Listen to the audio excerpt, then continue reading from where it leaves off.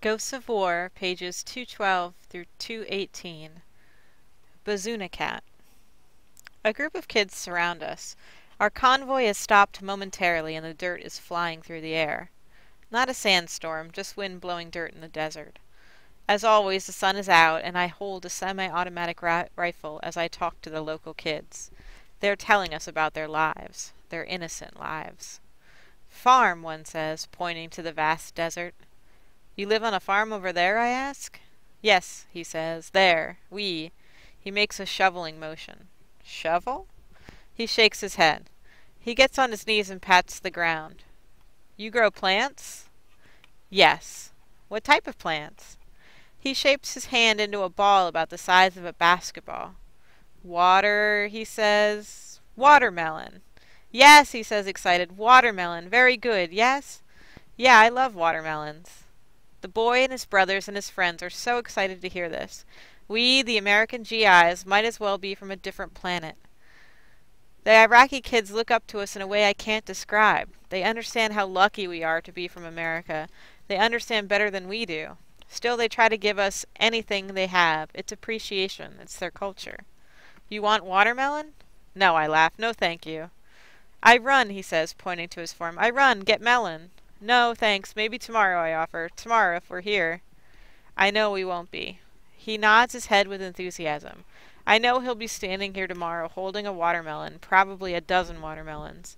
Our convoy isn't running this way tomorrow. He'll be standing there waiting, holding watermelons for the Americans. Another boy rushes to the front of the group. He has no shoes. He looks as if he's been learning the backstroke in a pile of dust. He wipes the sweat off his face with his dirty white robe and motions to his mouth. Water? He asks. I know he's been working in the fields all day. All of these kids have been. I remember being their age, 9 or 10. Work was a distant concept, something moms and dads did to pay for drum lessons, cable TV, and summer camp. These children work because their families can't survive without it. They work because the top 5% of Iraqi's population, those who have money, land, and power, don't have a reason to care about the other 95%. I grab a kid a Gatorade from the cooler in our Humvee. It's dripping water, and just the feel of its cold plastic is a relief from the 120-degree sun. The boy holds up the orange sports drink proudly, like a trophy, his smile wider than his face. His friends look at him as though he's made the venture into manhood. They look at him like American boys look at the kid with the newest video game system. Before Americans came to Iraq, Gatorade for these boys was unheard of. A dream, non-existent. Water that tastes like flavored sugar? Juice that doesn't come from a fruit, and made from water not pulled from the Tigris River? It was unreal and unobtainable. This American schmo pulls it from his Humvee like a pocket lint. I hand out half a dozen Gatorades and water to the kids who are trying to sneak peeks inside the Humvee. One of them comes to me and holds out a small fuzzy object. It appears white and homemade. He holds it up, showing it off. Can I see? I asked. He places it in my hand. It looks like a rabbit's foot, but slightly modified. The top of its hide is pulled into 2 pointy ears, and small beads are glued to the front for eyes. It even has pink stitching that makes a triangular nose. The baby, soft white fur extends from the bottom, creating a sort of fluffy dress. It reminds me of the tissue and string ghosts I used to make in elementary school around Halloween. In an ugly sort of way, like a baby pug. It's remarkably cute. I can't tell if the little craft is designed to be a cat or an owl. Is it a cat? I ask. Bazoona, the boy replies. Bazoona? Yes. Does that mean cat? Bazoona. Owl? Bazoona. Like hoo-hoo, I mock an owl. Meow, meow, he says and claws the air. A cat, I conclude. Bazoona, he corrects. Bazoona. Yes, in English, cat. Cut, he repeats. I smile at him. Meow, meow, I say. Cat. Cut. You got it. In Arabic, bazoona, he says. Bazoona. Yes, he said, smiling. You got it. He gives me the bazoona cat in exchange for a Gatorade. The other kids admire their friend for learning some English from the American. In all honesty, these kids shouldn't be this close to us and our Humvee. Our higher-ups would throw a hissy fit if they knew how we acted out on the road. You kids keep keep away from you. Or keep the kids away from you, the commander tells us at every briefing he attends. The insurgents use them for attacks. They are not to be trusted. And do not throw them water or MREs from your vehicles. I don't want any kids getting run over on one of my convoys. We glare at him. I know, it breaks my heart too. He tries to reason with us. I want to give those kids as much water as I can spare, but that's not the SOP. The thing about the commander is he doesn't convoy around with us enough to know what's going on in this war. He gets intelligence reports and memorandums, and as far as he's concerned, the words they contain are sacred. To him, rules are rules, because that's his job. But it's not ours. We G.I. Joe schmoes, we're used to breaking rules. We've seen the human side of this war. We've seen enough hate and ignorance in this country to look past memorandums and standard operating procedures. We understand a thing or two about psychology. These kids are the future of Iraq.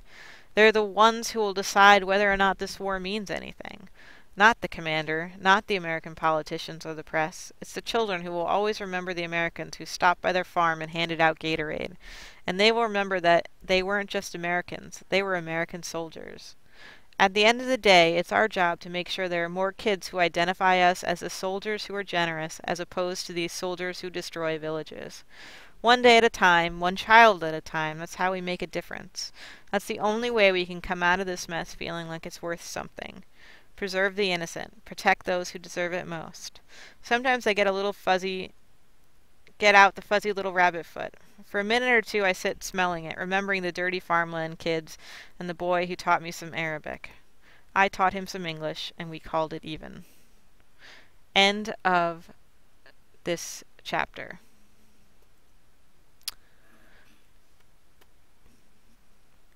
Pages 241 through 246. The Recruiter. As they graduate basic training, new soldiers have an opportunity to do what's called hometown recruiting. About 99% of all basic training grads are highly motivated to be part of the American defense system. And hometown recruiting is the Army's chance to let the soldiers flaunt their spirit in hopes it will catch others in its wake. Plus, it's a couple of more weeks of active duty pay, and since I have nothing better to do, I figure why not? The recruiter with whom I work is a ranger. He's a sergeant first class, and he is authorized to wear 4 different combat patches. He has been shot twice, one in each leg, and quite literally fits every stereotype associated with the American soldier. His uniform is decorated with medals I didn't even know existed. His exterior, the way he carries himself, is hard and unforgiving. In fact, upon receiving his request for drill sergeant school, the Army decided to make a better recruiter because, my hand to God, he is, quote-unquote, too mean. Despite how the Army labels him, I find the Ranger to be one of the most interesting and insightful people I've ever met. I'll tell you what, Smithson, he says as he drives us to a local high school. I would much rather be a drill sergeant. I hate this recruiting stuff. This doesn't seem so bad, Sergeant, I say. He shakes his head. These kids at the high schools, he says, these kids for whom you gave up your future to put on that uniform, they don't even deserve it. They hardly respect you. They think you're some brainwashed grunt who has nothing better to do than join the Army. They're just kids, I say. They can't understand. You're just a kid, Smithson, he says. You don't understand what war is, do you? No, Sergeant. But you understand your freedom. Yes. And that's what separates them from you, he says. They take their freedom for granted because it's always been there. Yeah, but going through basic training is what made me understand. You new recruits, you need to stop telling yourself that. He says, you can't understand freedom until you give it up, and that's just what you did down at the MEPS station, isn't it? I guess so. No, it's not a guessing game, he says. Before you ever set foot in basic training, you voluntarily gave up your freedom at the MEPS station. Yeah, and that was in high school, right? Yes. How many other kids in your class joined the military? A few. Exactly, he says. These kids were going to try to recruit today. They think recruiters lie and cheat and trick kids into joining. You just watch. Most of them won't even look at us. And they think they've got it all figured out. They think they know what democracy is because they study it in history class. They think they know what a dictatorship means because they read the definition in a book. But they don't have a clue, Smithson, because if they did, they'd look you straight in the eye and thank you for what you're doing. Then what is a dictatorship, Sergeant, I say. You want to know what a dictatorship is? Yeah, why are we trying to overthrow the government in Iraq just because we don't agree with it? You kids, he says, shaking his head. You think everything is about ideals and proving points. Iraq is about human suffering. War, it's about human suffering. He doesn't say anything for a few moments. He stares ahead, at the highway passing us on all sides. Finally, he takes a breath and tells me a story. It was during the first Gulf War, he says. Desert Storm in 1991. He was a kid like me, fresh out of ranger school and living in Iraq. The public didn't even know about the mission he was running. To this day, he can't discuss the details, but he can tell me that he witnessed some soldiers from Iraq Army trying to take a boy away from his mother. The Iraqi army at that time was run by Saddam Hussein, the dictator of Iraq. It took place on the outskirts of the little village. They lived in a little mud hut. Just the boy and his mother. They were subsistence farmers. The mother's face was covered in a black cloth, as was required by law. The boy's face was dirty, since he hadn't yet rinsed off in the nearby irrigation ditch. He was pulled by his arm away from his mother. The Iraqi army, this is how they did their recruiting. The soldiers threw the boy in the back of a pickup truck. The mother begged the soldiers to let her son go. "He's only 12 years old," she screamed in Arabic. "I need him on the farm." Howling in sorrow, the mother ran after her child. The boy sat in the pickup truck, helpless, being held by his arm. One of the soldiers turned and shot the woman, point blank, in the face. Her body fell limp to the ground, her face dismembered. Her son watched it all happen, watched his mother die in a pool of her own blood. The truck took off and the boy began his service in the Iraqi army. "We couldn't even reveal our position," said the recruiter. "We just had to sit there in the irrigation ditch and watch it all happen, just like that little boy." I think of the students at school to which we're going. I think of their designer jeans and backward hats and iPods, earphones. I think of them sitting at the cafeteria tables in a high school paid for by the government, by their parents' tax money. I think of how they complain about their mother's brown bag sack lunches, and how they complain that they didn't get enough for Christmas. And then I think of that little boy, pulled by his arm away from the only person he had, his mother.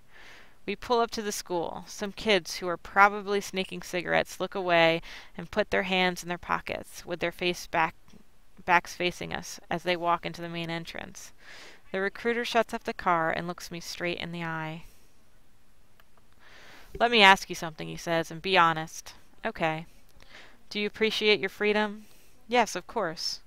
"Do you appreciate your freedom so much that you're willing to fight for it?" "Yes." "Okay," he says. "Do you appreciate your freedom so much that you're willing to fight for the freedom of others?" I think for a moment, really trying to answer his question honestly. "Yeah, I think so," I say. "Yes." "That, Smithson," he said, "is why you deserve to wear this uniform. And I'm telling you right now, if that's really the way you feel, then the Army needs more soldiers like you in Iraq." "Why?" I ask. "Those people deserve to be free," he says. He's looking me straight in the eye, but his eyes are not even in the vehicle. End of chapter.